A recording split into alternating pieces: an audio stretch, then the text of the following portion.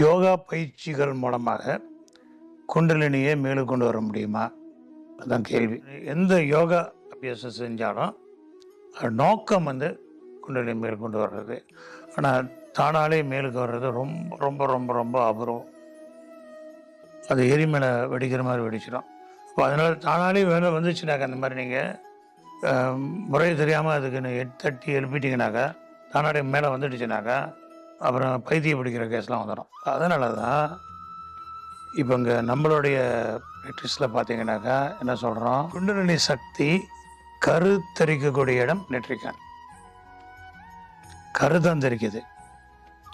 தாயுடைய கர்ப்பப்பையில் குழந்தை கருத்தரித்த பிறகு எத்தனை மாதம் எடுக்குது? 9லேருந்து 10 மாதம். அதே மாதிரி குண்டலினி சக்தி தட்டி எழுப்பிய பிறகு மேலுக்கு நெற்றிக்கணம் கருத்தரிக்குது. முழுமை பெறது கிடையாது. அதனால தான் ரொம்ப பேர் யாராவது கேள்விப்பட்டாங்கன்னா சிரிப்பாங்க. என்ன யார் சொன்னா உங்களுக்கு இது மாதிரி குண்டலினி மேலே ஏற்ற முடியும் அப்படின்ட்டு? அந்த மாதிரி வராது. அப்போ நம்மளுடைய பிறவியின் நோக்கம் அதை நம்ம அடையிறதுக்கு வாய்ப்பு இருக்குது. அதுதான் இது அர்த்தநாரீஸ்வரர்னு சொல்லுவாங்க. பெண்பால் காந்தம் சக்தி மாதா மேலுக்கு, ஆண்பால் காந்தம் அந்த சிவபெருமானோட 2 கலப்பது. அது நிலை அணைஞ்சிட்டோம்னாக்கா அதுதான் முக்தி நிலை, என்லைட்டன்மெண்ட்னு சொல்லக்கூடிய நிலை.